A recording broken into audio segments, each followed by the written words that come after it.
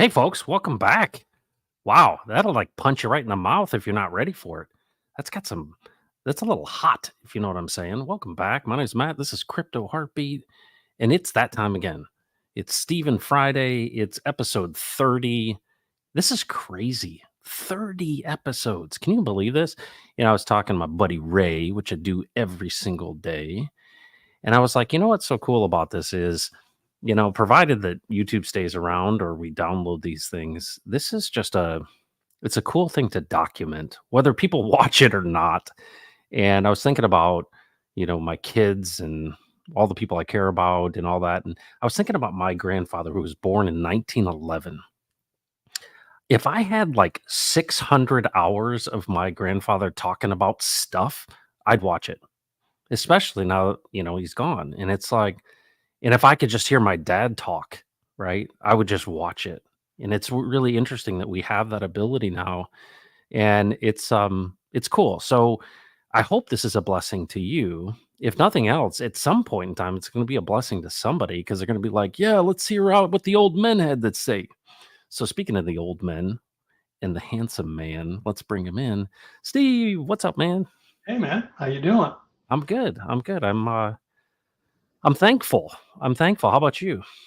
I'm also thankful and really appreciating that you are classifying me among the handsome old men. Yeah, Uh, you know, at one I time, that was a place of honor. So I'll take it as no, that. you get it. You certainly get it. And you know what's crazy is I have that every time I do the thumbnail, I see that mustache from back in the day. I'm like, dude, the ladies had no chance with you, my friend. You definitely had the look at that time, man. Well, welcome back. I know we had a break for Thanksgiving. How was the Thanksgiving for you? It was, as we were talking earlier, we had a great time. We went to Atlanta where my wife Marcia's family, most of her family is in that area. And it was a little bit bittersweet. We had um, her family bid farewell, if you will, Yeah. to their mother on Tuesday. We had Wow. her funeral. She was 93, Wow. ready to go, which is very interesting because my father was 93 and he passed in June. Wow. So this year was kind of a bidding farewell for now to both of our parents, remaining parents. And so she and I are now the elder statesmen of our respective family lines. So we are therefore next in line. So it's Yeah. kind of fun. But so we had a great time. Wow. You get to see any little children as well? Wow, her side of the family is getting after it. They're loaded. they they they are intending to extend the family line. Awesome. So there was they've got like I mean there's probably a half a dozen young babies and another one on the way Awesome. on her side of the family. So it's a lot of fun to see those little ones start to grow and brings back a lot of the recollections of raising our own children and then our first set of grandchildren and then our most recent set of grandchildren. So, um, yeah, it was a blessing to see the little ones. And so when we go back next time, they'll be getting after it again. Yeah, they're the reason we look so old. I was talking to Ray this morning. I said, raising kids isn't easy, and it kind of gets into this. You get into a routine, and you're kind of managing it. And I think for a number of people, at least I experienced this is that kids are for young people, right? They're the ones that should handle that kind of stuff. But it takes a toll on you, and it's obviously the most worthwhile work you can do. But I think as you get older and kids aren't in diapers anymore, and now I've got a daughter who's graduating and going to be going to college and stuff, which seems like yesterday she was born. Yeah. I'm reflecting though on the little ones. So my nephew's got a baby now, and I just like being around them. Yeah. And it's changed. I went from being completely like sleep deprived to now actually appreciating them because somebody else is taking care of them. because now they're deprived. That's right. That's right. He's like, join the club, man. I Um, recognize those bags. that's exactly right. Exactly right. Well, we got some good folks here today. We got 14 people in this channel. I don't know how many on the other, but Mike Ostell was number one today, and that is Yeah, always a good sign. Good morning to all my great friends. Um, I Jesus, owe Mike a call, so I'll holler at you early next week, Mike. awesome, awesome. Jesus and I were watching a little football. Turns out he's a Sooner. Well, you're a Sooner, aren't you? There, Steve. My wife in particular is a major Awesome, Sooner awesome. fan. Yep. Well, I when I moved to Dallas in 2000, I was like, well, I guess I got to become a Cowboys fan, and that's been a tough road until this year's actually improving. So there's something to be said for football in this area. Yep. Taryn's going to be back later. Thanks so much for being on the replay. And then Hexonium, I thought this was interesting. Hey, Matt and Steve, for the ones who don't know, the Party for Freedom and Democracy has won the latest elections in the Netherlands. So I did a little research on that. Mm, And I don't know if you've seen this, but Argentina has a new president, yeah. and then this new guy, I think his name is Wilder. It's crazy. They both have crazy hair like Trump. It's so weird. Like the guy from Argentina, I mean, literally big old head, he's got a helmet on of hair.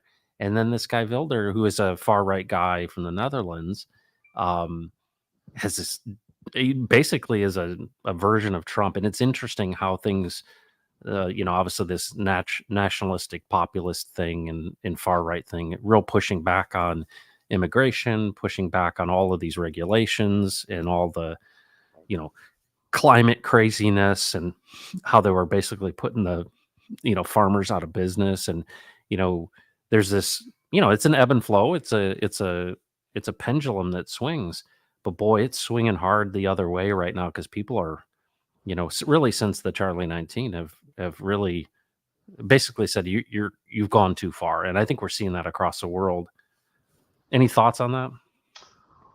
Well, yeah. I mean, I'm totally on board with what you're talking about. We have mentioned in previous episodes about um, the coronavirus, white paper that the Lord had me write in March of 20, and kind of laid a bunch of stuff out that when it was first distributed, it was like, yeah, but because people have a hard time dealing with, okay, let me read this information and let me put the human author aside for a minute. I'm not going to read this with the idea of whether I agree or don't agree with it. I'm going to read this with the idea of, okay, God, are you saying something? This author is saying that you're having him write this. Okay, I'm going to put him aside, and then let's just read this and okay, let's see what this has to say. Is there something in here that is not commonly known or that we're aware of? And during that entire time, I was sharing with folks that when the good Lord decides to pull the veil back on this whole, what you call Charlie 19 thing, and lets us see what's actually behind the curtain, we're going to see it as the biggest con that's ever been perpetrated on humanity. Yeah. Um, and so, Hmm. when that happens, buckle your seatbelts because it's gonna create a huge reaction, backlash. Some of it violent, some of it, yeah, what's that? What the heck? It's more benign, just what's new. But underneath it all is this contradiction that happens between those who are in governmental power, who literally consider themselves the sovereigns, since they're pulling the levers of what we call today's sovereigns, which are nations, which is a total misnomer. No nations are no more sovereign than the rocks that they throw.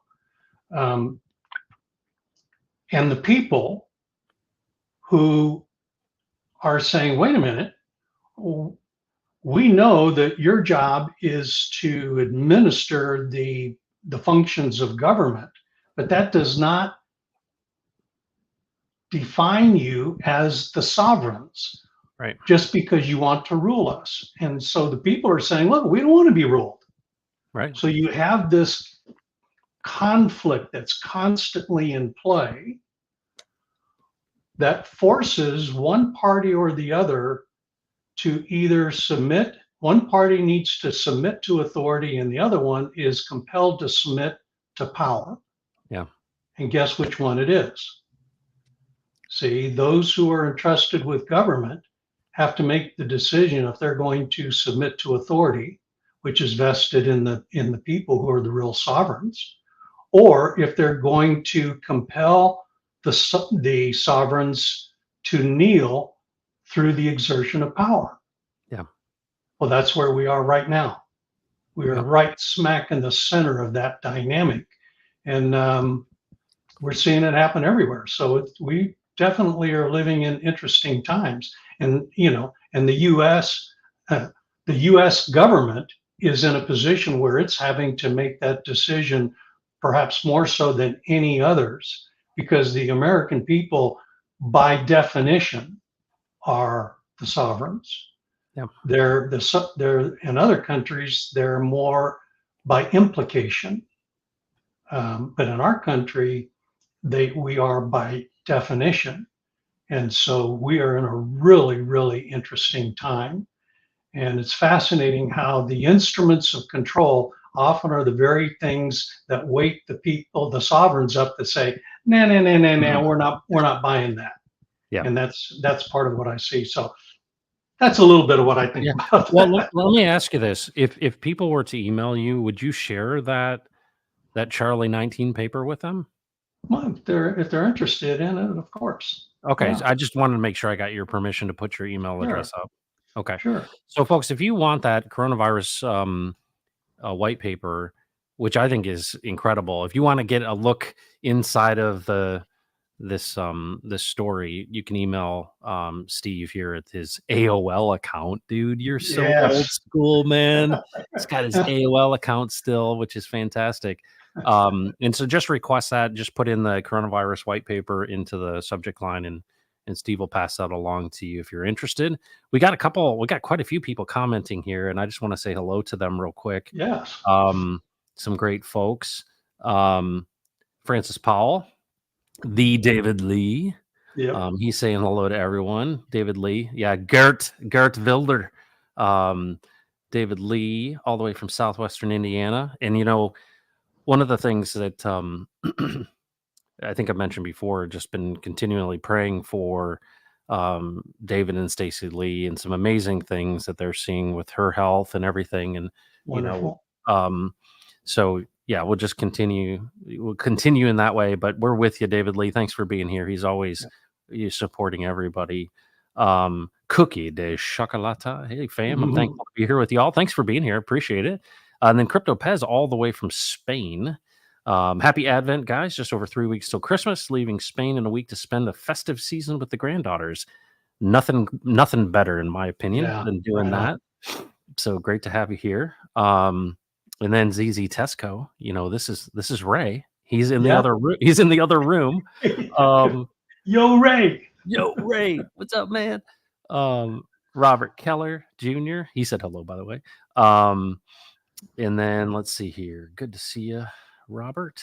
Um, have a child is an amazing experience from birth to teenager. That's right. Quinn is here. Thank you so Hello, much for Quinn. being here. Quinn is here. Um, let's see who else. Oh, wow. Here we go. Cookie de Chocolate says, I'm Argentinian and I'm so happy with our new president, Javier. And that's yeah, it's crazy to me how there's like this look of the defiant ones. They've got the big old, I mean, it's strange. I saw this picture, if I can find it actually, of Gert. Uh yeah, Gert Wilders. Yeah, check this picture out, man. You're gonna love this. I just have to share this because it's so entertaining. But there's a theme here. There is a theme here. Gert Wilders. There he is. See him? Look at that. Look at that. Yo, dude. Am I right or am I right? Like this Yeah. is crazy. And then let's pull up what is the other fella's name? Javier Millet? Javier. There he is. And I mean, look at this. I Yeah. mean, what in the world is going on? I guess you got to have hair to be heard these days. It's like a Samson thing or something. I'm not sure, but yeah, it's definitely catching on, and that's a good thing. We're sitting right now on the deadline for the referendum for the Republican Party. Haven't heard any information. They were this morning in Austin for the committee meeting for the Republican Party, where they're basically going to decide these things. And so that's going to be interesting to report on later this afternoon on what the status is of the petition. So that's interesting. Um, Let's see here. Who else is with us? Wow, people are like super engaged today. All right, so let's jump into kind of what we came here for. This is our 30th episode, Steve, Yeah. which is Wow. is amazing. I guess we just keep on going. But I had some pretty interesting experiences here that I want to kind of share with you and really ask your opinion about. What I love about this format is we're not preaching at you, right? I'm curious, and Steve has kind of been, generous enough to share his perspective. And at the end of the day, the reason we started this whole thing is because Steve said to me, "Jesus is alive and he speaks," and I find that to be the lowest common denominator for everything now that I think about, consider, is this idea that the word is spoken and that the word is powerful. And that's been so significant. But what I've been dealing with recently, Steve, that I want your kind of thoughts on is, I really lean into this, and I'm not the kind of guy who you could say I kind of have a naive faith. I mean, there's times where people have been like, "Really, you fell for that?" And it's because I'm optimistic by nature and very curious, but also I'm assuming kind of the best in people.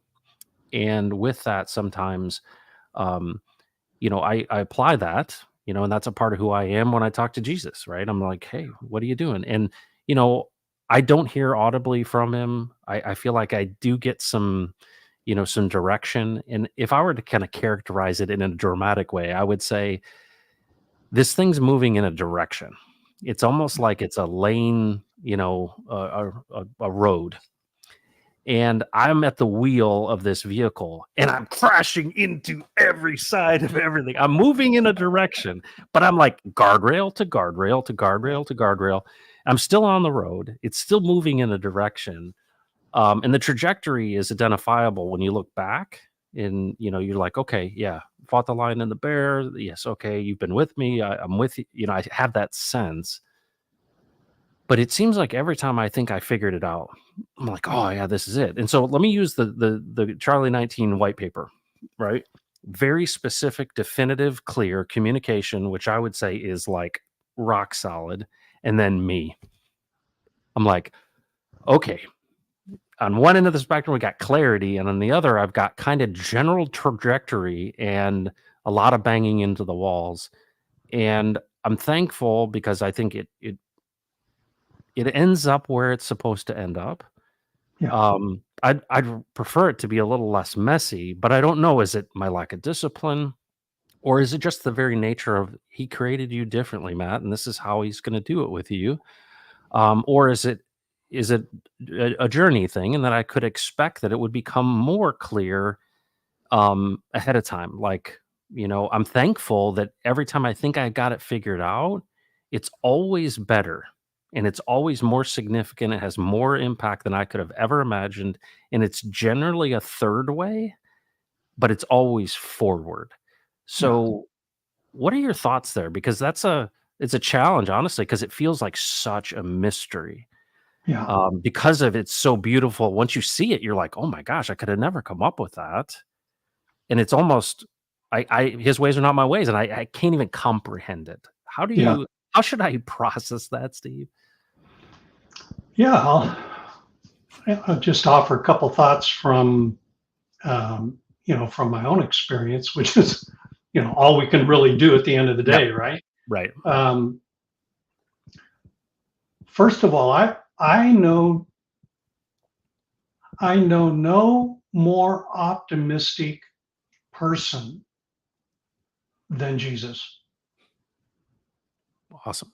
He is by far not even in the same universe the most optimistic person I have ever met or encountered. That's good to Now, hear. that's a very different Jesus than what I was raised in my religious training. Right. I was raised with a very different Jesus who was coming back someday, who was talked about as being the King of Kings and Lord of Lords, and who was given all authority and all this kind of good stuff. Um, but man, talk about a dude who was pessimistic, weak, and really, this thing is not even worth messing with until I come back. Yeah. And for that, for some people, it meant the rapture.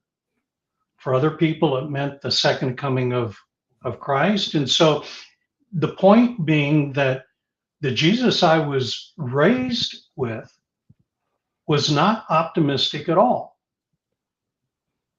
Um, there was not an optimistic element in him. The Jesus I later began to get to know, this speaking Jesus, man, this dude is as optimistic as anybody. I mean, off the charts optimistic. Hmm. No, Steve, don't worry about that. Okay, yeah, you think you screwed up. Okay. Do you think that's going to have any kind of a negative impact on what we're doing here? Yeah. Okay. One of the things he said to you, by the way, is, "Hey, Matt, I got this." Yeah. It's true. Right? Isn't that what he It's true. said? Yeah, it's true. Now, No, and that's the one thing I'm like, all right, let's go. okay. Now, when you heard that, did you hear, well, maybe I got it? No, Did you nope. hear, well, if everything goes just right, I got it? Right. No, it's like, matter of fact, Hmm. Matt, I got this. Yep. Okay. Um, Trust me, and I'll show you. there you go. That's been Okay. repeated over and over and over again. Now, what's fascinating about that again, it's astounding to me the number of things that we are not taught by those who are supposed to be our teachers that are basic and fundamental. Trust me, and I will show you. Well, okay, we say trust, so we say, okay, we're just going to trust. Okay, no, trust only exists in the presence of risk. Yeah. So he is acknowledging full well when you learn his vocabulary, he is letting you know that he fully understands the risk that is in play, the insecurity that that risk can produce in you, in me, but that hey, it's okay. I'm going to show you. So what's he going to show me? He's going to show us the way. He's going to show us the issues. He's going to show us the reality. He's going to show us the outcome. And then he's going to produce the outcome. And when that happens, guess what happens to our trust? It increases. Right. Right. Now, next time we get involved in that, hey, trust me, Steve. Oh, Lord Almighty, stuff is going to start happening. Yep, it is. What have you learned about that? You got it handled. Yep. Yep. Steve, how are you going to handle it? Ah, with you, Jesus. Yeah. Yeah. Okay, let's go. Let's do that. A number of things I could share with you where, in advance of us engaging a situation, he stopped and said, well, you want to keep going? Hmm. You want to do this? Oh, Lord, I don't know if I want to do this. When you know, let me know. Hmm. Okay? Why? Because, hey, he understands that, hey, we only have a certain reach of vision and understanding. And so he doesn't expect of us more than what we can produce or what we possess at the time, but neither is he hampered by that because he knows exactly what he did and had intended when he created us and called us and partnered with us. There's no mystery to him. And that is coming to that realization is, well, it doesn't oftentimes diminish my insecurity in the moment, Right. but what it does is it bolsters me in the midst of that insecurity and encourages me to keep going with it. Well, I would say your words are encouraging to me. And, you think about, how God uses others, right? I can't tell you, Steve, how many times in the last month I've been like, I joked about you being an angel when I first met you, and I'm like, you knew exactly what you're doing when you introduced me to Steve. And I literally said to Ray, I'm like, I didn't know the gospel. I didn't know the gospel before I met Steve, the true gospel, right? Mm. And what's amazing about it is, you know, through this weird journey of being curious about like everything, is that we're coming into this time. Like I followed the whole UFO disclosure stuff pretty Oh, closely. And I just use that as an example that the things that we're learning about, the more and more, disclosure happens, the more and more it is angels and demons. And so there's a guy named Jacques Vallée who is one of the, he's the guy, he's still alive. He's the guy that they modeled the French scientist in Close Encounters with the Third Kind. So mm. that's who was the inspiration for Spielberg when he made that. That's late 70s. Yeah, And what's amazing is Jacques Vallée is still around. He's written all these books. And what's interesting is when all this stuff started really coming out in 2017, I was just blown away by Lou Elizondo saying, "Hey, there's people in the Pentagon that are like, do not mess with this stuff. They're demons. Like that's like and this is people in the Pentagon. Like, stop messing with this stuff. It's demons. We're not supposed to be messing with this stuff." And I find that really interesting because I don't consider the people in the Pentagon to be like following Jesus. And yeah, but the more and more that is coming out, this guy David Grush and everything, is that they're recognizing that there's more to this story than we see. And so here we are, you and I are talking about Jesus in this context of him being alive and speaking. And, it's funny is in the context of that side of kind of scientific discovery and disclosure, it's all leading to the same place.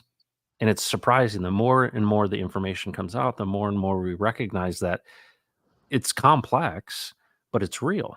yeah, And I think that, this whole convergence of kind of metaphysical stuff, which would be non religious to some, is crossing over this boundary where it is really unifying. And I think what we're going to discover, that they've been keeping under wraps for at least 70 years officially, um, is the Elohim.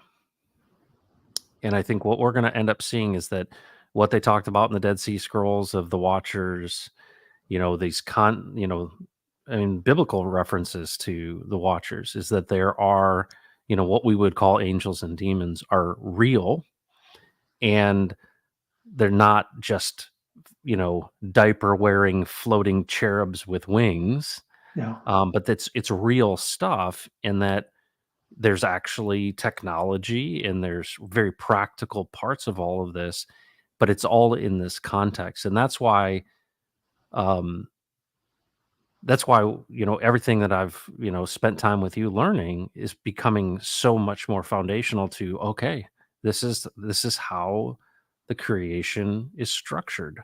So I appreciate you and I appreciate that. And I just like, wow, just to think, we often think about like big deals happening or these things, but to see, meeting someone and learning something new and going, all right, this is the work in the hand of Jesus himself. So, Well, I appreciate that, Matt, because gosh almighty, I remember years ago when I first started this, this particular path. Um, so 40 plus years ago. And, at first I was real excited about it and thought, wow, Jesus, do you really talk to people? Well, what did you just say, Steve? Well, I said that you invited me to, you know, to hang with you and to go with you and to do the things you wanted, you were doing. You invited me to go with you. Well, Steve, what do you call that? mm, Oh, how is it that you know that?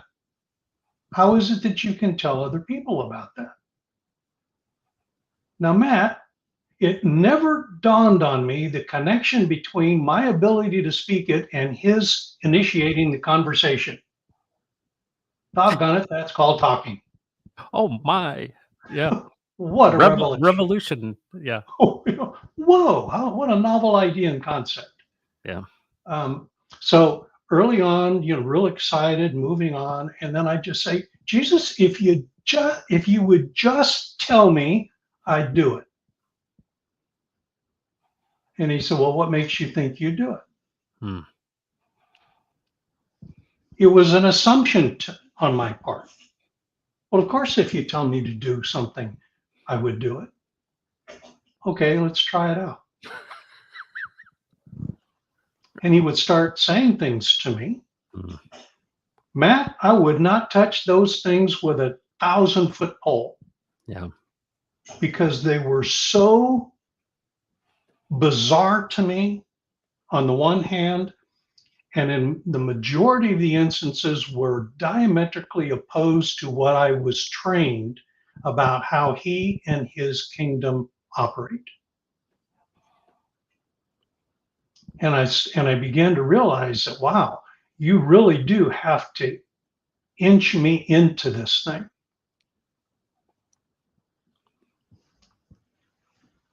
You're talking about hitting the guardrails. I had a guy that I worked with in the 80s. He was, grew up on a farm, and he was telling me about the time when, his dad was teaching him how to drive, and he was 13 years old, which was okay. Farm kids could drive at 13 years old at that time. So he got behind the truck, and his dad got out of the, you know, took him out in the, on the county road, put him behind the wheel, got in the passenger side and said, okay, son, let's go. And he looked at him, he said, Dad, how do I drive? He said, just keep it between the weeds, son. Mm-hmm. Well, keep it between the weeds, Matt. Right. And so what has the good Lord provided? Some guardrails to keep you from, from getting in trouble, which is part of the learning process because it is so very different for us. You mentioned the white paper and how specific it is, and I would say probably most of the things that that the good Lord has me write are pretty daggone specific. Yeah. In fact, they're so specific it really pisses a lot of people off Yeah. because they are so specific. But then the question I'd ask is what would you expect? Didn't you ask the question? Yeah. I know I certainly asked the question. So if I ask the question, why would I not expect to get a specific answer? Now, maybe that specific answer comes in something very general to me that just gets me pointed in the right direction. But eventually, that once I start heading in that direction, then he's going to add a little more. And Yeah. then he's going to add a little more. And then he's going to add a little more. And every time he imparts something and adds something, he is stripping away something else that interferes with that, that intrudes on it, that creates a distorted view. And so I've had a lot of folks say to me, by way of example, how do you get your life turned around? Well, you read the Bible a lot. And I would offer them a different point of view. You know, my perspective is, and what I'd suggest is you start listening to Jesus more and just start walking with him, and he'll start stripping the garbage off en route to building in you an understanding of how he operates and how he built this kingdom to function. And it is marvelous, Yeah. but you got to experience it. All the Yeah. words in the world aren't going to tell you about it. You actually have to, as we talked about so many times, you got to get in the game. Well, Yeah. guess what? If you're going guardrail to guardrail, if you're keeping it between the weeds, guess what you're doing? You're in the game. Yeah. And You know, before it's you know it, that's going to straighten out and you're going to become very skilled at driving. And yeah. that's the same kind of analogy. Well, what I take away from what you just said is actually really helpful, and that is I don't know that I'm asking for specifics, and I think about, just different temperaments, right? Mhm. And I think, do I really want to know the details, right? Do I really want to know the Yes. specifics? Yes. And there may be a part in me too, I think about what are the nature of the questions, right? Because what does the scripture say about, without faith, it's impossible to please God because you first have to like acknowledge he exists and Yeah. rewards those who earnestly seek him. There's a part of that that's really interesting because I kind of have to stop and say, well, you're available at any time. I'm not often just chatting it up with you. And I think that that may actually be a part of this is if you want specifics, ask for specifics. And Yes. I don't know that I'm actually asking for specifics. So it may just be like, hey, all right, I'll walk with you, you walk with me. But in that has such a, I mentioned earlier that I understand now what I would consider to be the true gospel because of this, this year of hanging out with you. And this idea that intent, right? And you think about coming to Jesus, and I think about you as the 6-year-old boy going, "Hey, where is he at? Like, yeah, introduce me to him. I'd like to Oh, know yeah. this guy." Yeah, right. But how cool that is that, what we're basically saying is that he's accessible at all times. It's an intent of, and I don't know what the right term is, and maybe you can help me with this. It's this engagement, which is, hey, these guys say that you're alive and you speak, and you've talked about how you modeled that behavior for us when you were here. But clearly before that, many were talking to you. If you're Yahweh the Elohim, they've been talking to you since the beginning. Yes. And you've been guiding their steps since the beginning. Um, this is it seems so much more accessible, Steve, than, you talk about the garbage. It's almost like you got to hop on one foot on Wednesdays of leap year to get you close to Jesus. And what we're basically saying is, what's your intent? What's your heart? Ask him, right? He's alive and he speaks. And that to me makes him so much more accessible, man. We it is fascinating to me that somehow we are trained to not extend to the creator of all things the same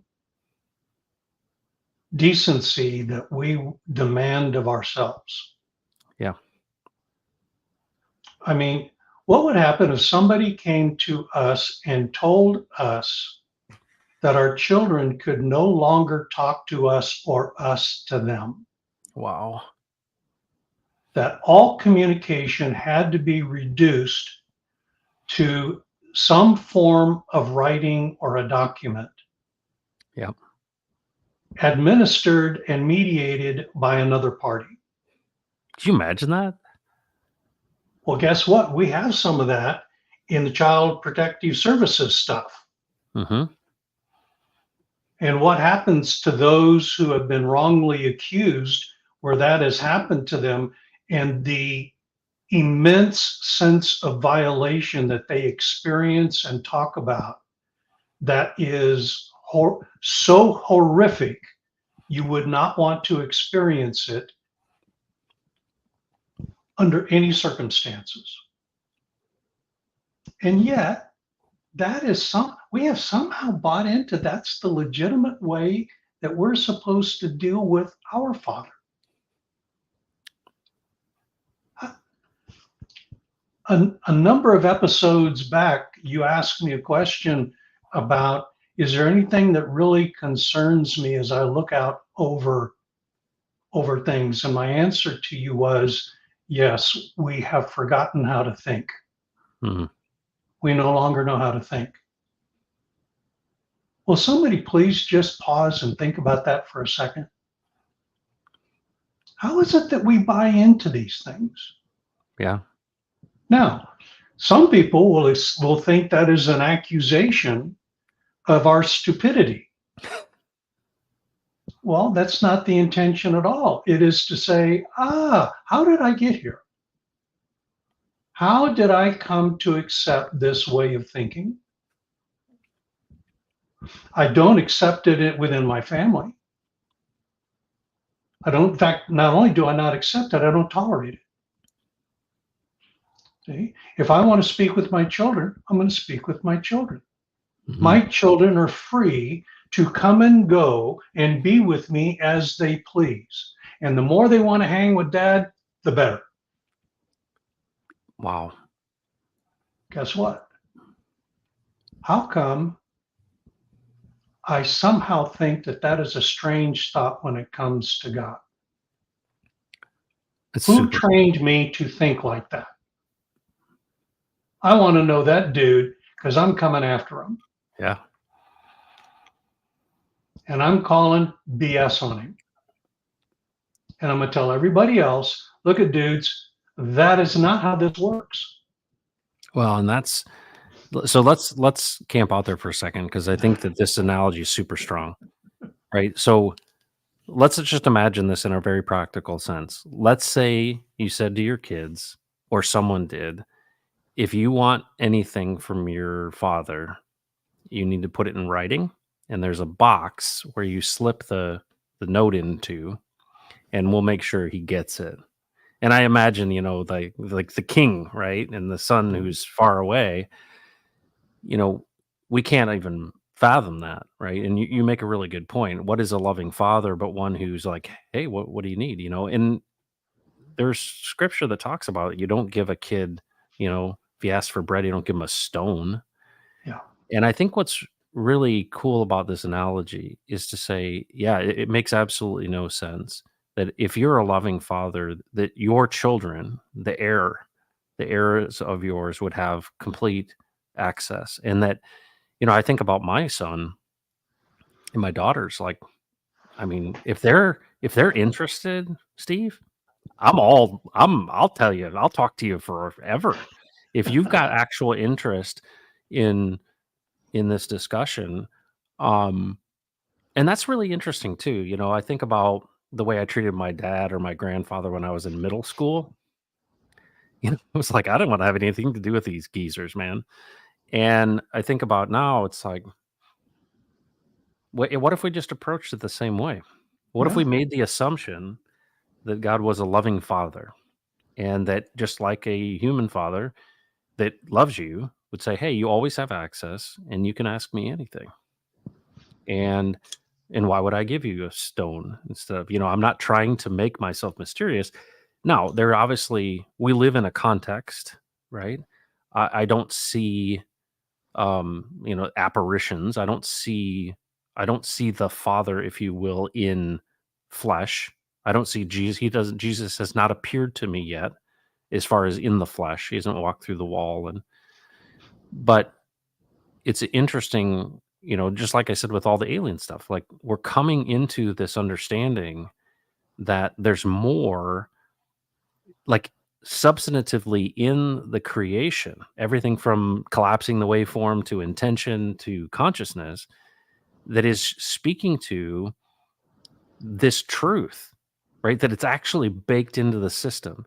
Yeah. And what I love about it and why I say that it's so you make it so much more accessible is because you're like, well, yeah, like, could you imagine if your father's alive and he loves you that you couldn't just call him up or walk in the room and say, "Hey, dad, what do you think about this?" I mean, that's and to your point, how crazy it is that we do not apply that. Like that we think, no, no, no, you have to like go through this maze and this gauntlet just to get to be in presence. And I think that there is this sense of holiness and there's a sense of like thrones and kingship and grandness and reverence. I understand that, but it's also like if Jesus is alive and he speaks, and the very fundamental of him coming here makes him more accessible. That's the crazy thing about it is like if it was pre Christmas Day, I can see how you might have a different perspective when you like look at the Ark of the Covenant melting people.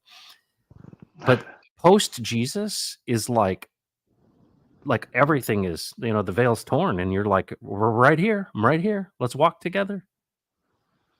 What's fascinating is, and there's so many things, that are fascinating.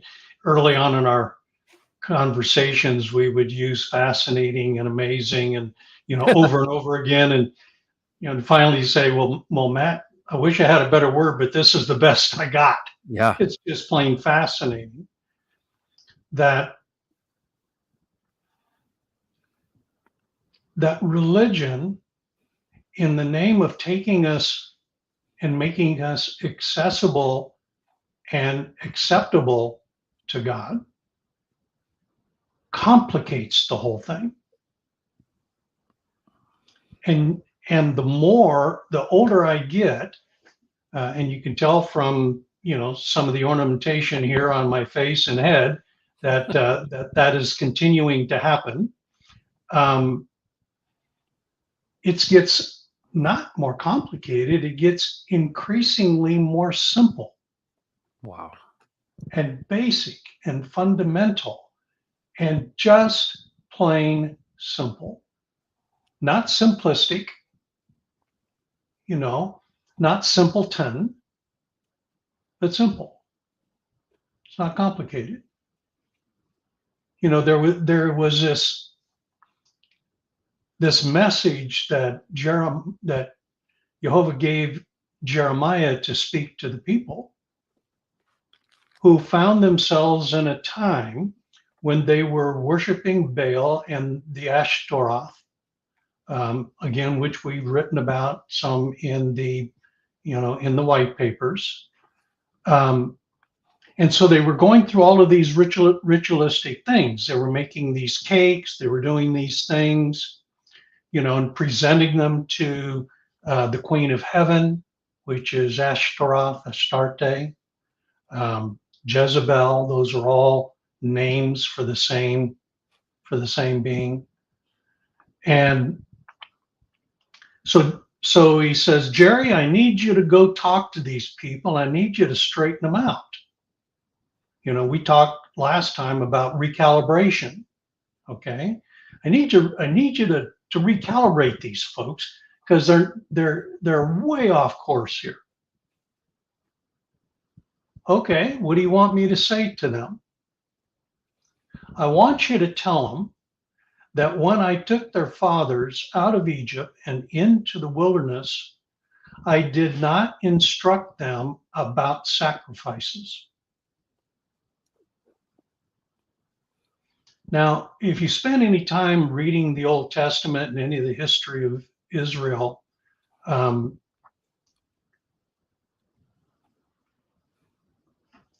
the amazement that would come to you would almost knock you off, on your keister. And Jeremiah would say, what in the world are you talking about? Our entire system of worship and religion is based on sacrifice. There are all of these procedures that we're supposed to follow. And speaking back, yeah, Jerry, I understand that's where you've come from. And yes, I do understand that there were certain things that we were trying to portray and picture that you folks would then begin to understand. But that isn't what I said to them. This is what I said to them. Listen to the voice of Jehovah of the Elohim and do all that he commands of you so that it will go well for you. Listen to the simplicity of that. It wasn't all about this ritualistic stuff. It wasn't all about the procedure. It wasn't all about this sacrificial system. It was about one simple thing. Listen to what he says, do what he says, and what you'll discover is things will go well for you. Hmm. Well, I don't know about you, Matt. That's how I want to live. I agree. You know, I've done the other stuff.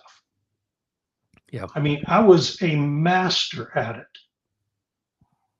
And the more I came to know, the more I did, the harder I tried, the deader I became.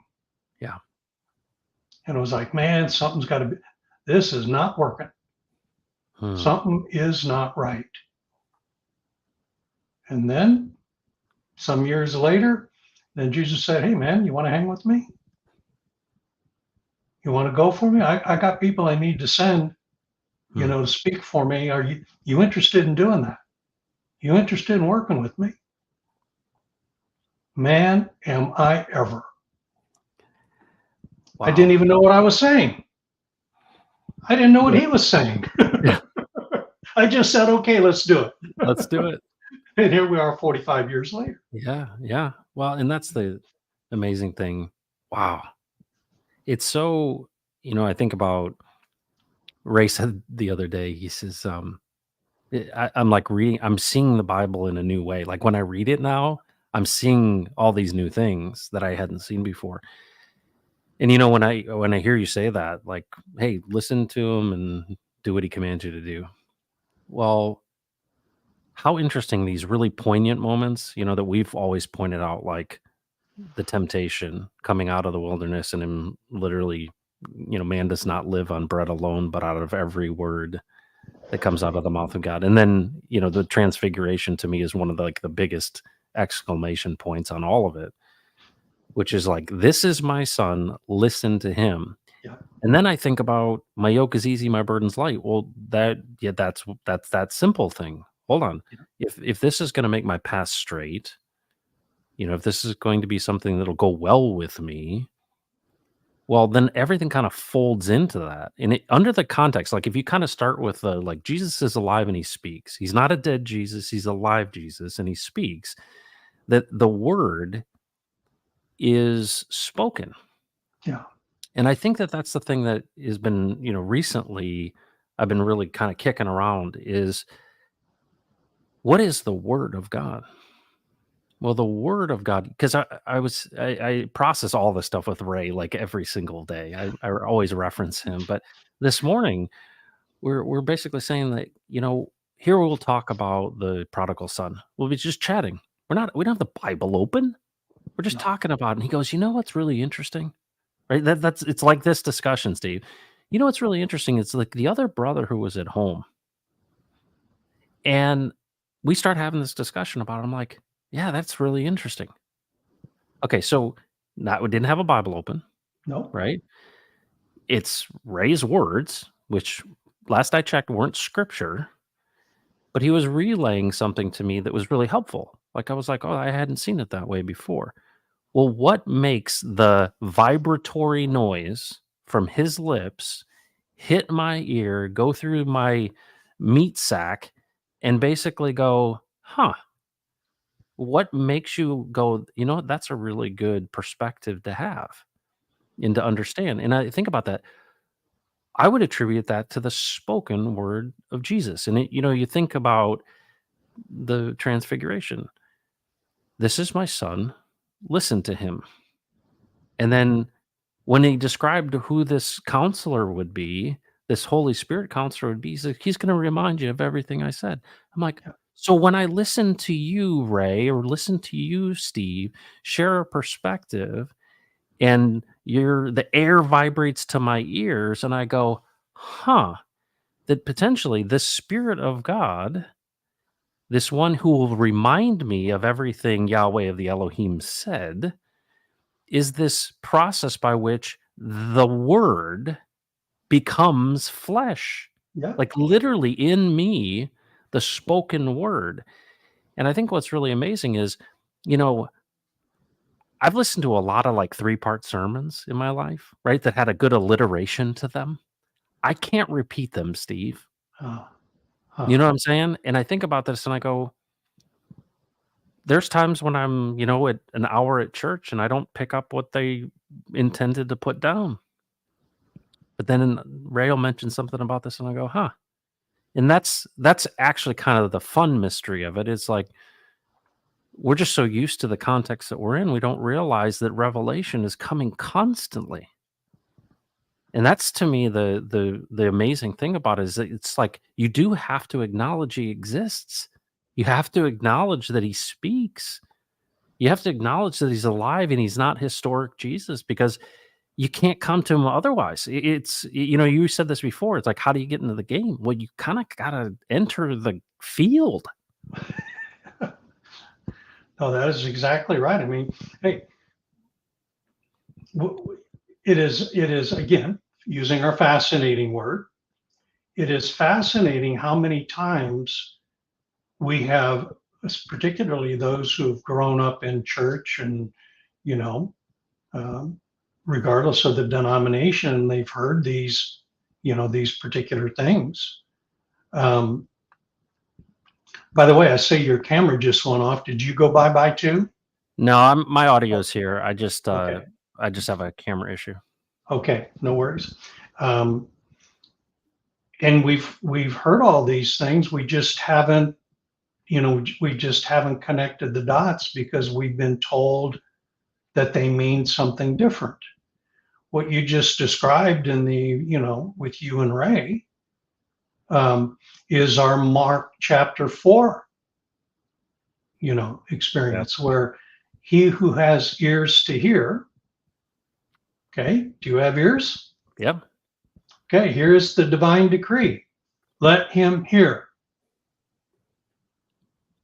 If we want to hear, there's no power in creation that will keep us from hearing. Wow. I mean, now think about that for just a second. That's why we talk so often about if you're interested. Yeah. If you're interested, there is no power in creation that will keep you from satisfying that interest. You will hear. Now, you may reject what you hear.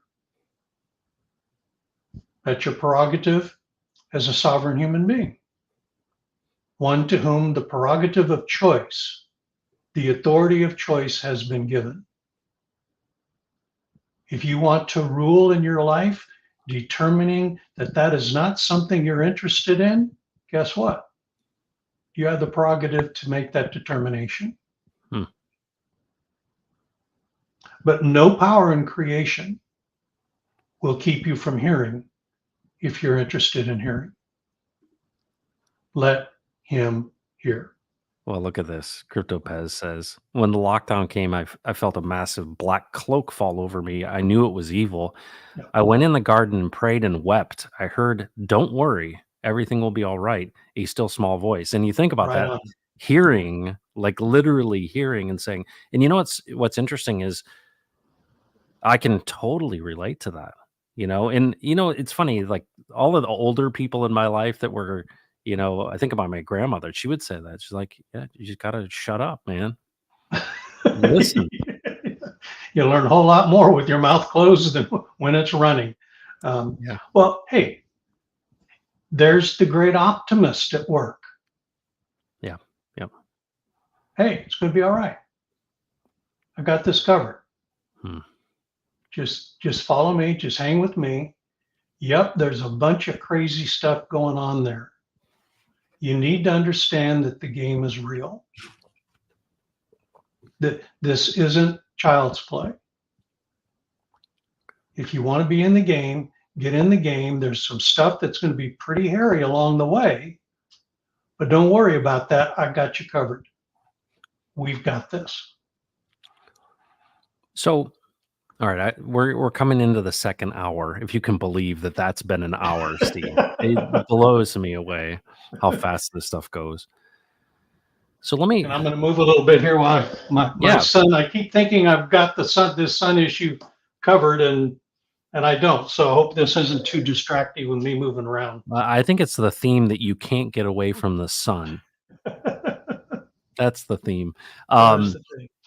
so obviously we got all kinds of crazy things happening in the world, right? And of course, more and more is being exposed.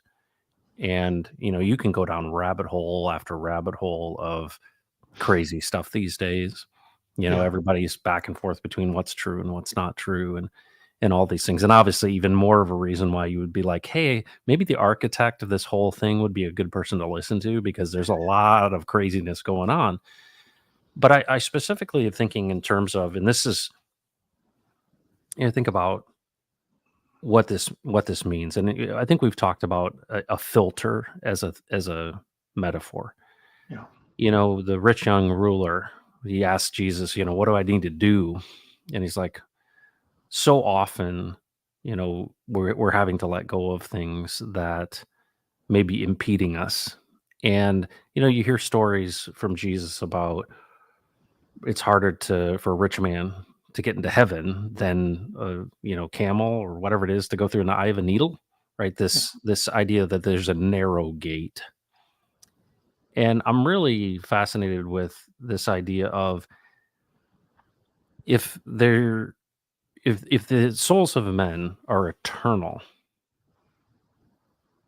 then this is not life. And I've mentioned that before with you, but I'm still really interested in this idea that here I am in my meat suit, right? And my meat suit's degrading. And I was watching, and you're gonna love this.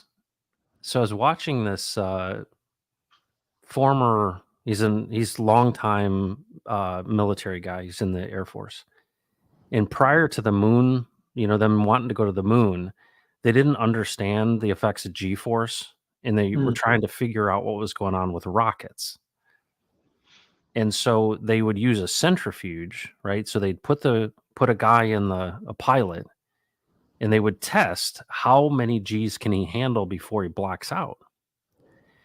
And so, in the early days, they didn't realize that it was 7.3 or something like that, right? Like some number. But that most people, even if you flexed your muscles and held your breath or whatever, you'd black out at like 7.2, 7.3. Well, there are these stories. This is crazy, where they just kept going. So the Mm. guys would pass out at 7.3 and they'd take them to 12. Okay. So this is early days of this program. And these guys, they'd take them up to 12, they'd bring them back down, and these guys would wake up and they would report that they were above their bodies. Mm. They were outside of their bodies, looking down on their bodies. And one of these guys said he literally walked back to his office above himself. And when he got to the office after a period of time, he snapped back into his body. Oh, wow. And one of the things they were talking about, and this was like reported many, many times by these guys that went up to 12 Gs. And I thought it was fascinating, right? Like, wow, Yeah. this is crazy. A physical spinning of you separating yourself from this. And it made me think, there's all these stories of trauma and of people, especially in car accidents, like getting hit really hard, and having massive G forces. And all these reports of them saying, yeah, I saw myself above my body. And to have the military talk about this is like hilarious to me. But it also kind of made me think, okay, we're so snapped into this meat suit and we're looking around in this context, and I'm thankful I woke up this morning that I could have this conversation with you. But I'm also recognizing that this is a context.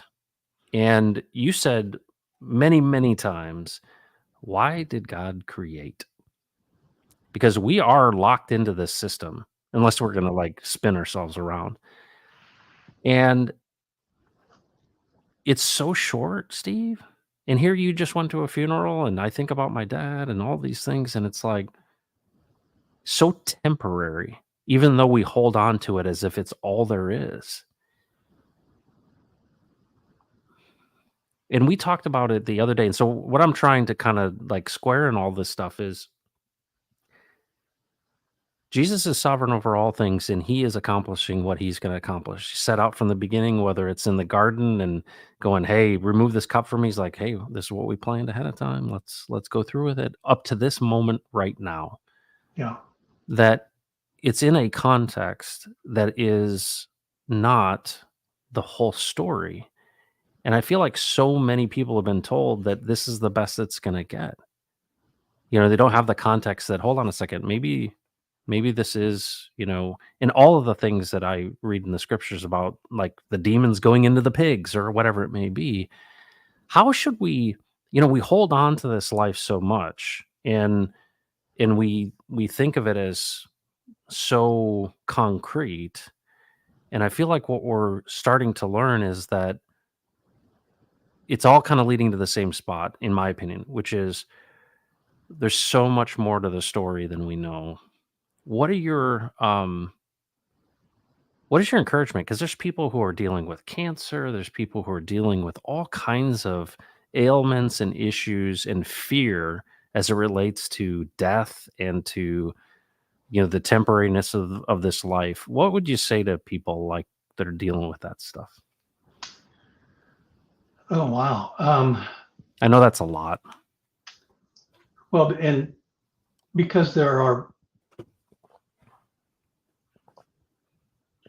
every situation is unique unto itself. So it's trying to offer a general context of perhaps approaching it to without making it so specific to the individual situation. I think of Mike, for example, on the stream. Yeah. Mike went through a very, very specific situation that, yeah, a lot of people have gone through, and they could have given Mike all kinds of input and thoughts about it, but not a single one of those would have applied to him in a very specific way, except for his personal experience, which he then has talked about, you Yeah. know, here and there. So, general idea, without attempting to be so specific that it um, tries to define what an individual will experience, because there is no substitute for the individual experience.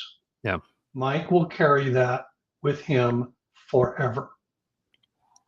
Um, so, with that kind of a little bit of a caveat, um, I mean, it's the same thing. A person has to be interested. If a person is not interested beyond um, the everyday part of living, then none of this is really going to make much sense. But so let's talk about it in the context of somebody who's really interested. Um, one time, Jesus came to me and he said, "I want you in the group that you're working with here, which was a computer business, software. It was um, a software development business." He said, "I want you to put together a job description for God."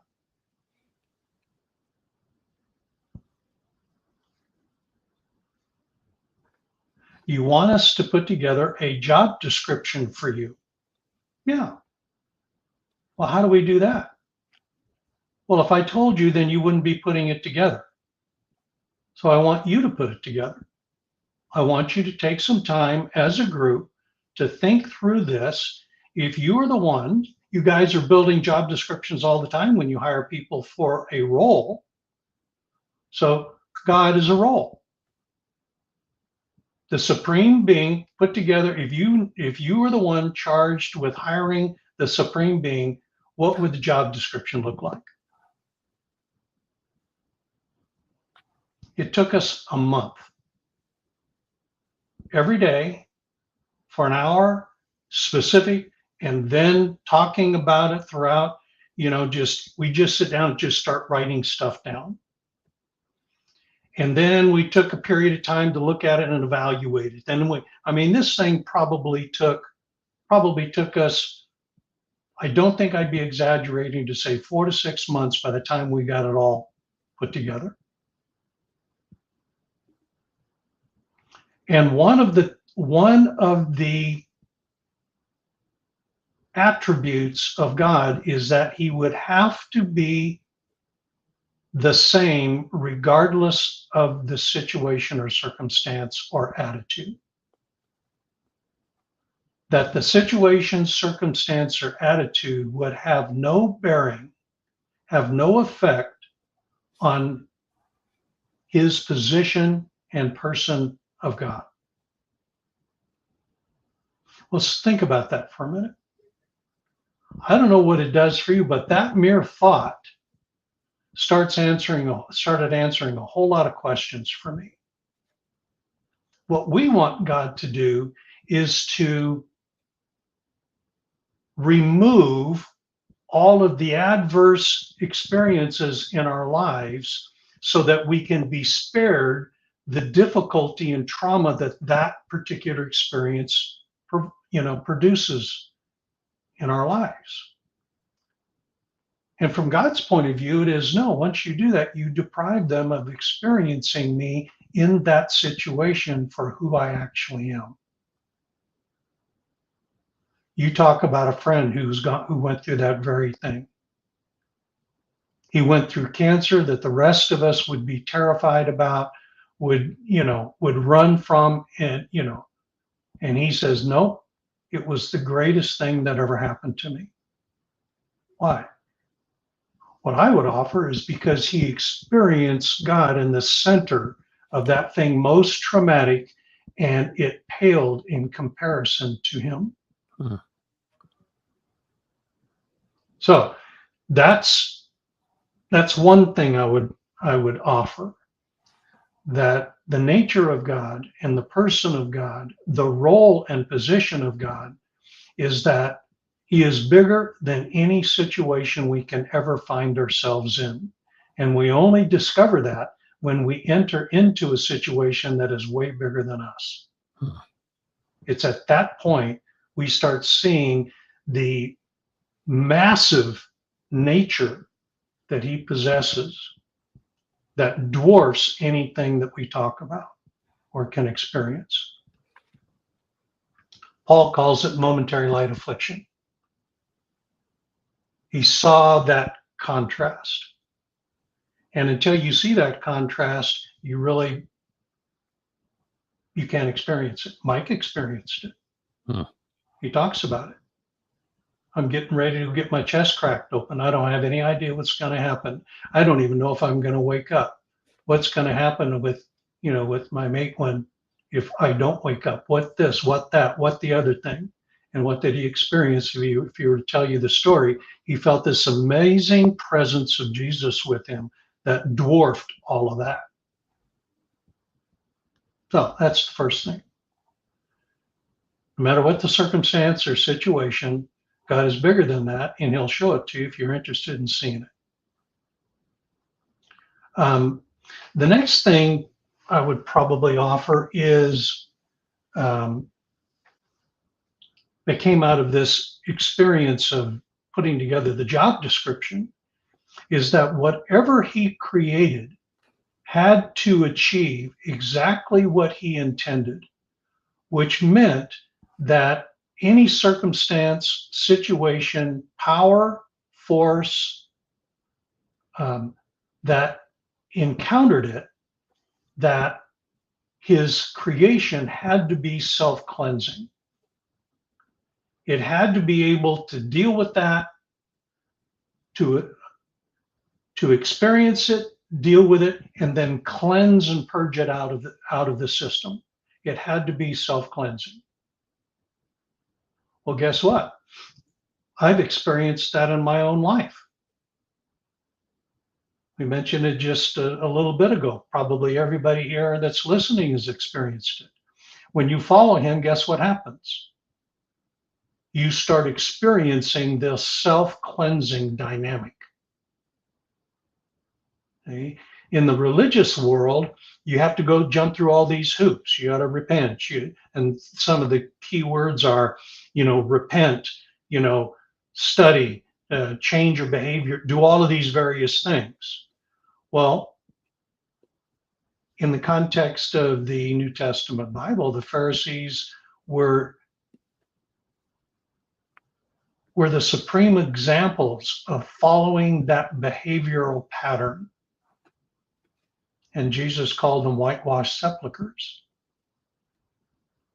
No, follow him, come in alignment with how he has built his creation to work. Learn how to live in it with him, and guess what you'll experience? This self-cleansing dynamic. Hmm. And it happens just as you hang out with him and follow him. You're not trying to change things. You're not trying to, no. The only change in your behavior is, I want to hang with you. I don't know how to do it. Would you teach me how to do that? I don't know the first thing that I'm doing, but I know you do. Yeah, I got this, Steve. Let's go. And this stuff starts falling off like crazy. As the junk falls off, then the next thing that happens is you begin to start seeing things as they really are. Paul's experience, the Apostle Paul's experience, is when Jesus knocked him off his horse. He simply encountered him, knocked him on his keister, and then Jesus simply asked him a question. How long are you going to keep kicking against the goads here? Don't you know you're going somewhere? Mm. Have you not considered that the path you are on has purpose? And every time you try to deviate from that, I have provided for you guardrails, goads, that will keep you in check, that will keep you going in the right direction so that you don't end up running off the cliff. And those goads have brought you right here to me in this moment. And here's how that looks. Boom. Knocks him on his can. Not to hurt him, but to demonstrate the enormity of the person he was dealing with. That this path was not without purpose. What happened to him? He crawled away some other place, could not see why. The way the Bible describes it is the scales that were on his eyes. Guess what was happening to his body? It was self-cleansing. And Jesus sent Simeon to him and said, hey, go pray for this boy. I've got things for him to do. I mean, the intricacy with which Jesus is involved in his creation and his people is mind-numbing when you actually experience it. There is no detail so small that he is not intimately aware of it. And by the way, interested in it. So the traumas that we experience, the shortness of time that we live, the way he described it to me is, I created the material world to be a disposable commodity. I can go through all of the experiences to train my man without having my man have to carry the baggage of that for eternity. Wow. What? Now there's a guy who's thinking ahead. I'm building a portion of my creation that can be disposed of. because the lesson learned is far, far exceeds the value. And I need there to be a place where he can freely fail, because that failure is what produces in him the eternal that I'm building in my man, the disposable commodity. Fascinating thing. I've actually written about this a little bit. I mentioned it in the past, but it struck me so profoundly. You know, if we buy into the basic idea that the creation is about 7,000 years old, then the maximum, if we live to be adults for 70 years, the maximum that we can experience of God's plan is equivalent to an 8-month-old baby. I mean, pause and think about that for a second. If it is correct that the material creation is 7,000 years old, the maximum I can experience of his plan is equivalent to an 8-month-old baby. Well, how much counsel would you pursue from an 8-month-old? By the way, on anything. If somebody's involved in computer science for 8-month-old, how much advice do you get from them? Do you seek from them? Okay? And so you can apply that anywhere. So this very short period of time is constructed in a disposable environment where there is a liberty to experience these fundamental dynamics of life that we can then take hold of, that prepare us for the next step, because that are no problem to us, because the whole creation is designed to be self-cleansing. And God is bigger than every bit of it. He dwarfs it all. Well, you know, once you get a hold of that kind of an idea, it's like, wow. Okay, Jesus, let's do this thing. You've thought way more about this than I could ever begin to think about it. And is blowing my mind just a little bit that you're sharing. I did not learn a bit of this in Sunday school or sitting in the pew. No. So I don't know if that answers your question, but it does. It's the kind of stuff that. Well, I like asking you these questions because I get an answer that I don't expect, and that's the best part. You know, it's interesting is you think about training. You know, you mentioned this. I've often felt like, because of the nature of the timing of this, that it feels a lot like a test at times, and it feels like boot camp for a part of the time. And I've told you this before. My birth mother was schizophrenic. At least that's what people called her, right? Because she heard voices, you know, and Yeah. it was a really weird thing, right? Because not everybody's got that kind of mental illness in their family. And of course, I didn't see her for 20 some years of my life. So my dad kind of protected us from that. And that was kind of the things of that time. But when I got to know her as an adult, you know, she would often say to me, "Hey, if you need a new body, I know where you can get one." She told me that 100 times. And it was real fun because I treated everything she said as if it were true, and she kinda got a kick out of that because most people didn't. But what's interesting is whatever time period you think this place has been around, whether you think it's billions of years or you think it's 7,000 years, the time is limited, and it's been shortened even more because, you know, the Bible would talk about Methuselah, and I ain't him. No. And it's interesting, the grace of that, because on one hand, this self-cleansing, this is the first time we've ever talked about self-cleansing. Not one time have you talked about self-cleansing before. So this is new for me. And, you know, you think about the very structure of things, of redeeming and everything from just the growth of things. Yeah. right? Just like how they cleanse. I think about, having food poisoning, right? Thinking about, breaking a bone or getting cut or whatever it may be, the system and structure of all of this, that it has that component to it. And it's interesting how you reflect on your life and, he reminds you, hey, you fought the lion and the bear, and you see purpose in it. And I think that that's something that if I were to pass along to my kids or to anybody is there's a story being told, and it is one of self-cleansing, and Yeah. it's one that is redeeming things. And it's like, I think about all the things that others have done and that I've done. I think about people who have gotten into addiction, right?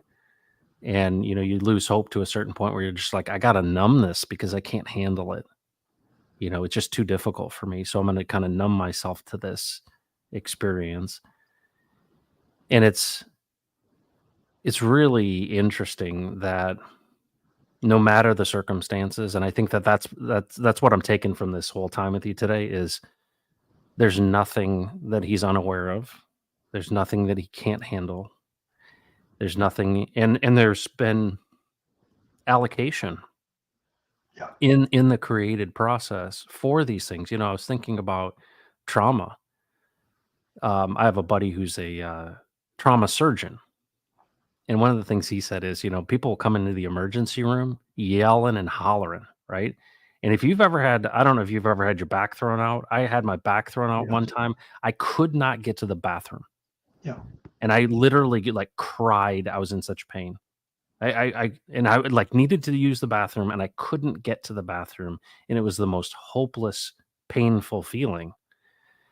And what he said is he's like, when you know how the body works, you actually are worried when there's no sound. And it's really interesting as you assess you do triage Yeah. and you're trying to understand what's really going on, is that pain is actually a wonderful protection mechanism that's been built into the creation for us to understand where we're at. Yes. And it's and I think about the things that we fear, right? We fear the trauma, we fear those things, but it's interesting when we've had those things happen. It's almost like there's provision in that moment. The fear is the anticipation of it, it's not the actual experience of it. It's that Yeah. there's actual provision, like, you would become unconscious if you had shock for a reason. It protects you, I don't know where I heard this story, but the gazelle, right? The gazelle that's in the clenches of the lion's mouth, it will you'll have such shock and it'll pass out and go limp. And what's crazy is that the system will turn back on and enable you to get away. Like, whatever it is chemically to escape the mouth of the lion in a moment, that it's like a protection mechanism that's been built into the very structure, which is that I could say is partially that self-cleansing thing. Yeah. And when you start looking into that stuff and then you go, wow, this was all created for a reason and a purpose. This isn't accidentally here. And then I just put all these pieces together, right? All right, he's a father and he's available. And just like you as a father with the right intentions and loving your son, he can come to you at any time. And to think that, wow, it's so interesting. I'll just have to do audio for a minute. How interesting is it that he would give us the opportunity to experience it in this way? I'm just it's like it constantly is inviting you, I suppose. That's the thing that I see it doing. It's constantly inviting you to go deeper and to probe it more, into so it's very encouraging to me, Steve. I mean, that's really, really helpful because, we're always dealing with something. And I'm sure people that watch this are dealing with stuff as well. Yeah. And it's not intended to minimize the trauma or diminish the the severity of what a person is going through. It is to invite encouraged to seek a different perspective about it. I mean, you talk about all the time, your friend, he Yeah. he came to that different perspective. Um, and when he did, he passed that on to you, and it made such an impact on you, you passed it on to others. Yeah. Now, is that for the purpose of diminishing the severity of and the importance and difficulty that a person is going through? No, it's to actually provide them with some opportunity to seek a different perspective about their situation. I've talked about my own situation where I was essentially, given a death sentence, um, through the diagnosis of, kidney cancer, renal carcinoma. The guy said, if it's that big, it's probably spread all through your body.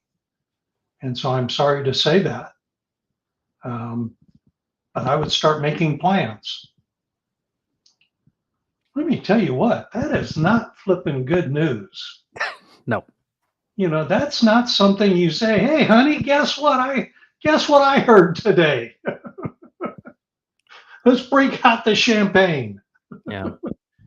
No, man.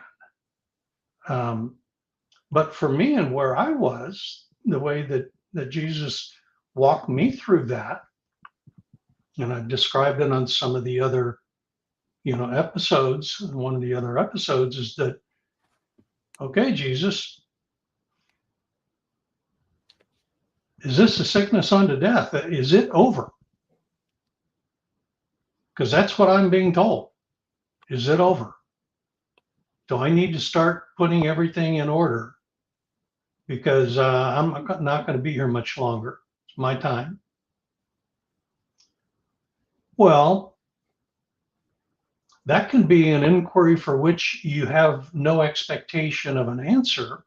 But I had been hanging with him long enough to know that if I asked the question, he was going to answer it. Hmm. And so the challenge for me was, Steve, do you have the courage to ask me about anything that is occurring in your life? Can you take the most difficult thing that you are experiencing? Will you exclude me from that, or will you inquire of me about it? And now, guess what was behind that? Steve, will you partner with me in that? Yeah. Will you allow me to partner with you in it? Well, it was a whole lot easier to not ask the question, because then I wasn't confronted with either question. But it was no. All right, if this is it, if this is what is true, then let's live what's true, and then respond appropriately, whatever that might look like. What year was that? 2009. Wow. And here we are. And here we are. No, Steve, it's not a sickness unto death. Um, we've got more work to do. Your body is in trouble. It does need help. We do need to minister to it and care for it right now. And that's what we're going to do. But once we're done, you'll revive, you'll be back, and we'll continue the work. Hmm. Wow. Yeah. Wow. And I'll never forget the doctor coming in the next day after the surgery with this big, huge smile on his face. He said, I have some really good news for you. I said, what's that? He said, you're cured. I'm cured. What does that mean?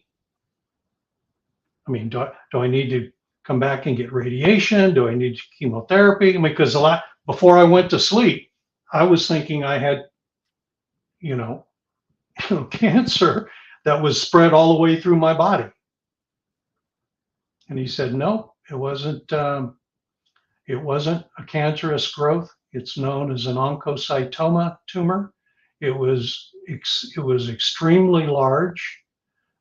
We did have to take the kidney, but you'll make a full recovery.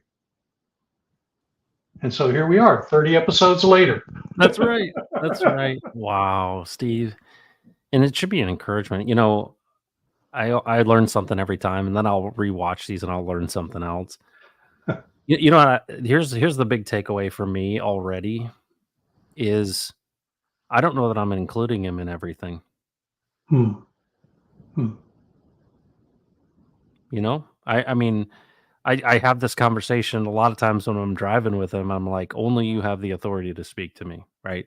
And I'm catching that piece of it, right? So I'm having this discussion to say I'm identifying when I'm listening to, when the ports are open and when I'm listening to alternative stuff, right? Like this is not from you, and I need to not listen to this, right? Like the lies about circumstances or about me or about the situation. But what's interesting about this is it's almost like,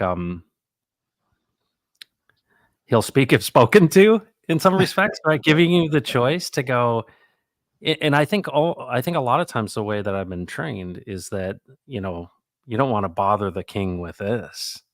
And what you're saying is, "No, no, no, he's a loving father, and whatever you wanna talk about, he's willing to talk about." And early on, you said it was like sitting on the end of the bed with the grandkids.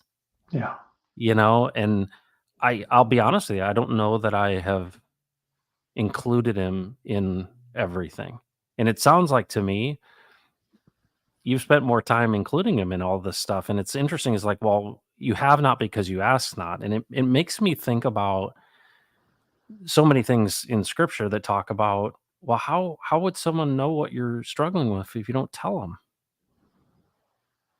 And not to say that God would know all those things in advance, certainly would, but it's in a way with with regular people, just with the relationships that you have in this life is like, how would I know that you're struggling unless we talk about it or there's some evidence of it? So thank you. That's helpful. That's very helpful. He, Matt, we are smack in the center of a tipping point. And these things happen throughout creation, throughout time and history. There comes a point at which a decision needs to be made by a group of people that will then set the course of their community life going forward. You asked me I don't know if it was the last episode or the one before that, about what was going on with Israel and Hamas, and talking about how certain people don't think that uh, that the Israeli government is really, the Jewish, the true Jewish people, that they're actually Edomites, and Yeah. yada yada yada. What do I think about all that? And we brought it back to this very personal dynamic with God. Israel means he who contends with God. And that contending is either positive or negative. We're either going to contend with him as a partner, or we're going to contend with him as an adversary. Either way. Hmm. Okay? Well, one would be the Israel who contends in the line of Abraham. The other contends in the conversation of the Edomites in the line of Esau, you know, who gave who saw his inheritance as worth less than a momentary provision. Hmm. And of course, we condemn them all the time and within the religious circles, but there is something to be learned there. Well, we are in a time where the kingdom of darkness is pulling out all the stops, is no longer operating in darkness where its greatest power is. It is becoming overt in its intention and expression, And what it's going to do, it's going to challenge our sovereign appointment over the earth. And just like the serpent did with Eve in the garden, which was to gain possession and control of what God had given to her through the mechanism of transaction, the same thing is happening now. And we're going to be called upon and are being called upon to give our answer. Are we going to continue to operate in the manner that we have been created and designed to operate on the earth, or are we going to give that to another? Well, what is the Economic Forum saying? Yep. You'll own nothing and be happy about it. Yep. Well, did they just come up with that idea? Yeah. Good point. I have a nephew who's an analyst with the federal government. We had pretty extensive conversation last week. He cannot talk about the things that he is entrusted to deal with. And he said, Steve, you know, what's hilarious from where I sit is all of these theories about what the government is doing and how the government is trying to confiscate and how the government this, that, and the other thing. He said, I'm here to tell you, we're not smart enough to do that. He said, if you operated where I operate, you'd say, crap, we have a hard time tying our own flipping shoes. Yep. What makes you think we can do this? Well, I get that entirely. But that does not mean that there is not a force and an intelligence that's not pulling levers and controlling things because we have given them permission to do that. Yep. Okay, now why am I saying this?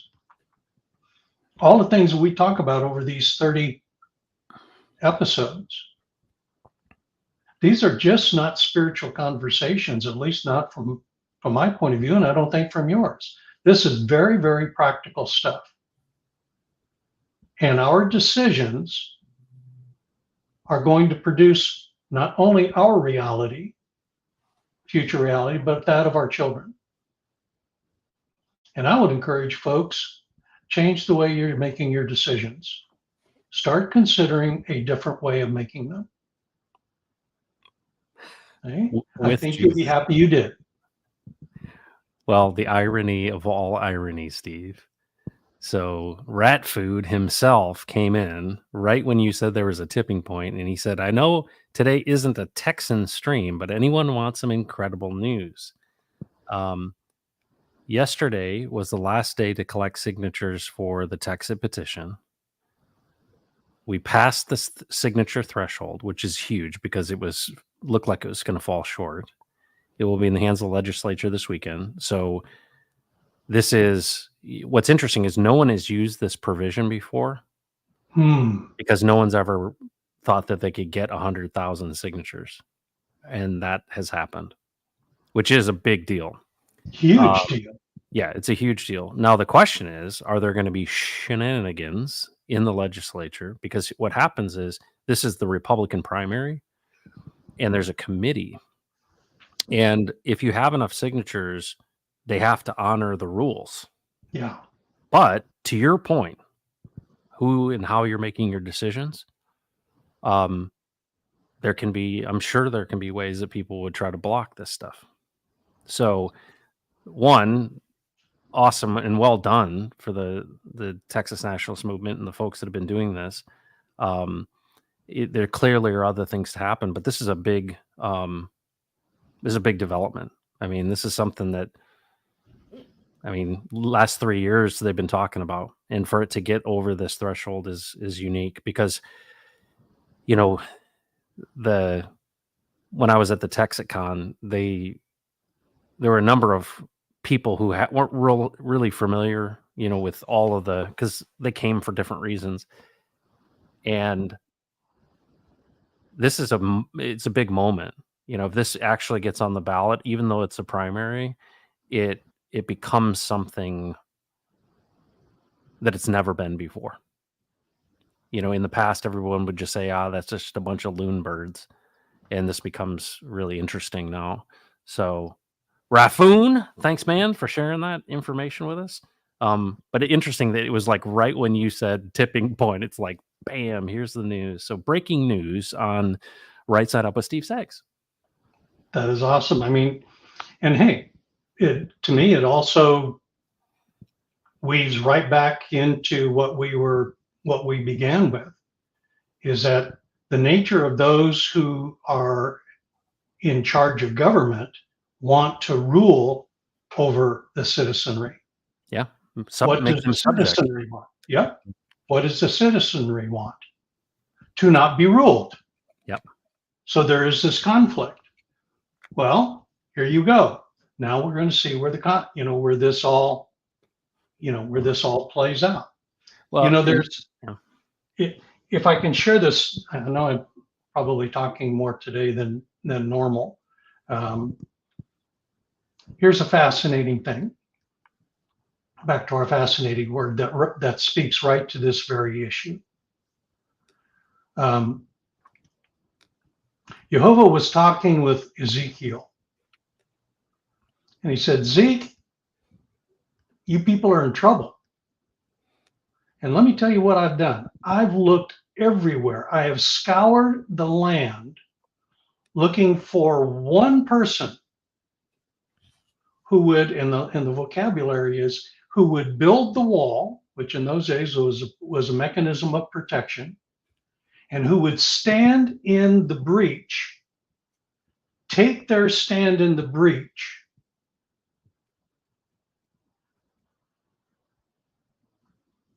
to stand against the decay that would bring Israel to ruin." Now that's the definitions of the words. Now the translations of the words say, "so that I would not destroy it." See, there's that contradiction of the Jesus that I was taught versus the Jesus who is.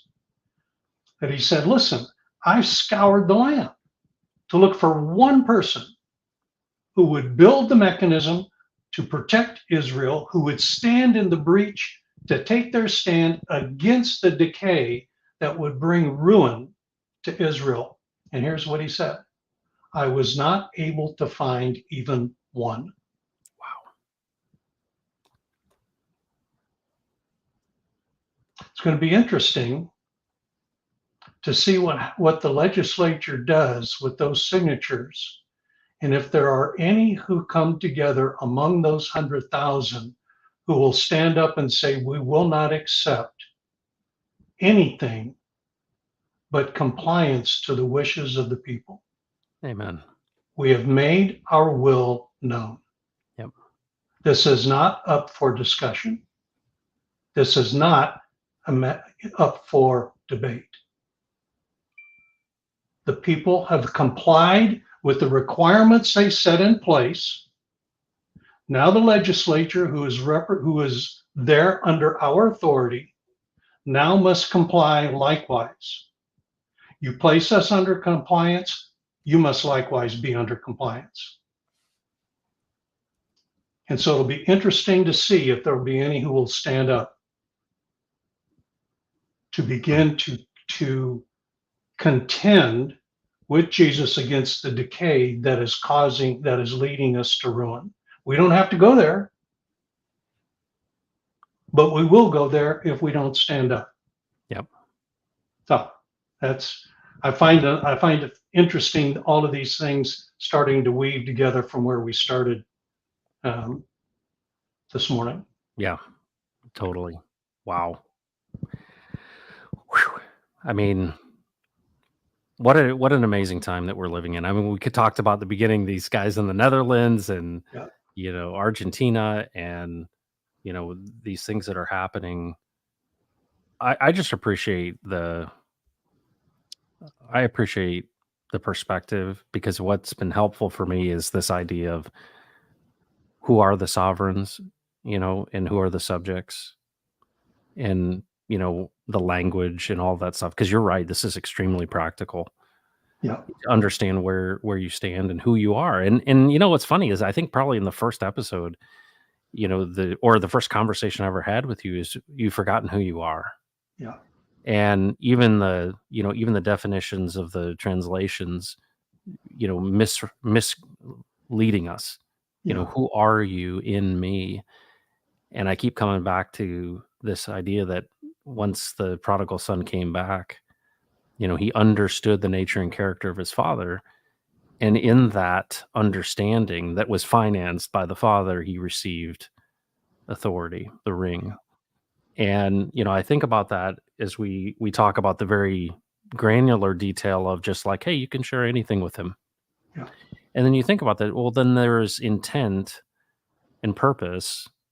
Well, that process of going, wow, okay. So real life here, which has a piece that transcends all understanding, that is somewhat of a mystery, but it's got joy and all of these things with it. And we even talked about it the other day about how he's going to accomplish what he's going to accomplish regardless of whether you acknowledge it or not. Yeah. But to think about what's the beauty and joy of walking with him. And it's interesting on a crypto channel when so many people are looking at money as this thing that's gonna, it's almost like we're facing mammon in the face, Yeah. and people are like, yeah, worshiping money. And to think that this wholesale change in the financial system is a mechanism that we can animate in his nature and character, and that it is actually our decision making, right? And you said this, and I just want to remind people because it's such a strong statement. And you said that the decisions are the seeds of reality's harvest. What are the decisions that I'm making? And how are those reflecting the nature and character? And it's interesting, like is there one who will stand in it? And it really reflects the message you've shared so many times is that this could change. It changes, it starts with you. The transfer is actually you Yeah. to be, appropriately or correctly aligned with the one who created it all. Well, So think about this in the context of crypto. Let's do it. yeah. Okay. Well, there's this interesting thing that Jehovah says to Israel when he was laying out, their economic system, and he said, I despise differing weights and measures. I despise it when you do not deal with each other with a consistent weight and measure. Now, in those days, weight was weighing out the gold or the silver or the grain. The measure was um, the ephah had a particular amount of grain that went in the ephah and this was the mechanism of exchange. Well, guess what we have today? The dollars are differing weights and measure. Oh yeah, it changes all the time. Yeah. And why is it changing all the time?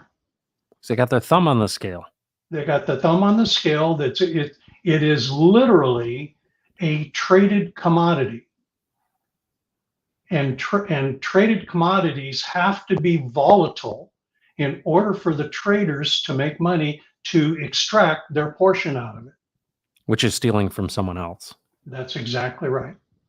And so now let's take, Ezekiel. Jesus coming to us and saying, hey man, I've looked at this thing. I don't see anybody standing up to do anything about this economic order that you guys have bought into that's stealing you blind. It is literally stealing you blind. You keep calling to me to make greater provision for you. It doesn't matter how much provision I give to you. The mechanism, those in control of the mechanism will steal it from you. That's the nature of it, not the system, the ones who are controlling the system. So you stand up in the gap and you say, no more. Yeah. No, no more. We're going to start building wealth producing communities. Yeah. We're going to start building an economic system built on a stability of weights and measure.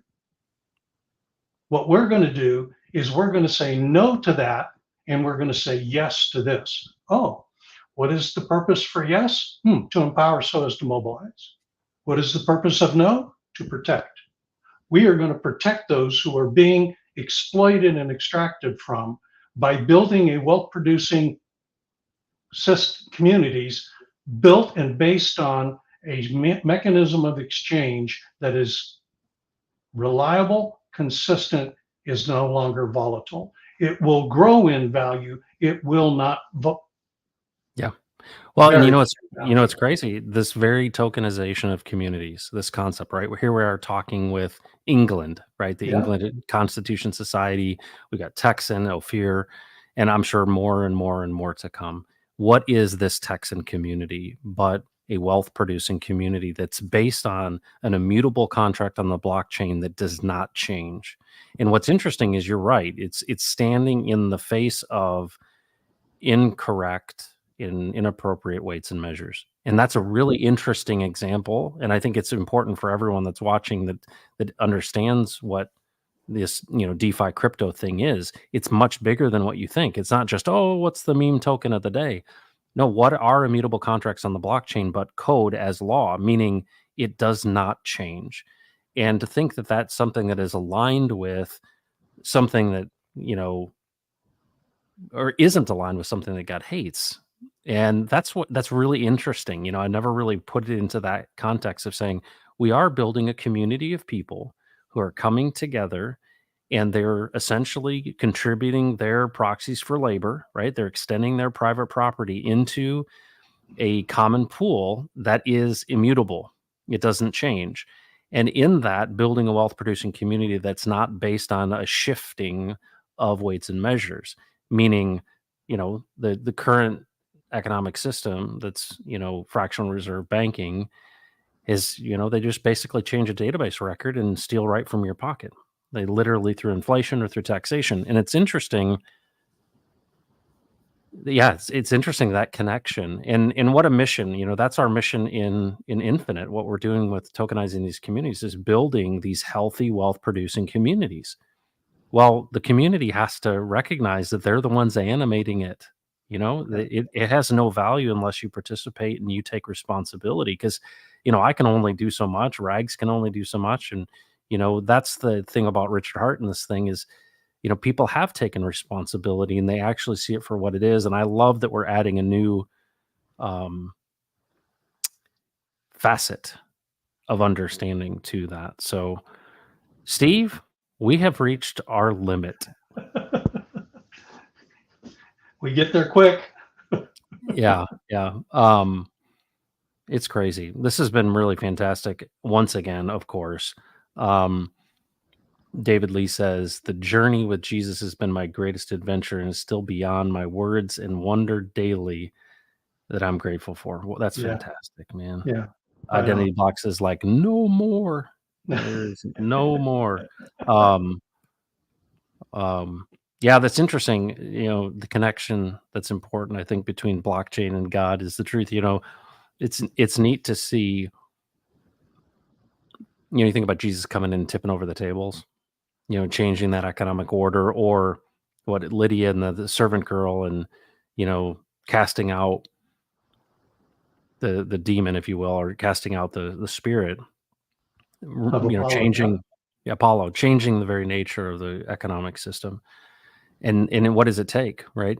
Someone to stand up like Identity Blocks and say, no more. Yeah.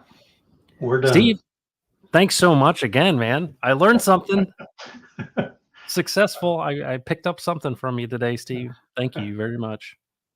I appreciate you continuing to have me, Matt. Yeah. Oh yeah. No, this is fantastic. I think about I watch a lot of content, and I sometimes think about this. I'm like, I do this with you on Fridays, and there's not many people who join in with us, but I think about it as one, documentation, but two, also as I don't know that I've done something like this so consistently.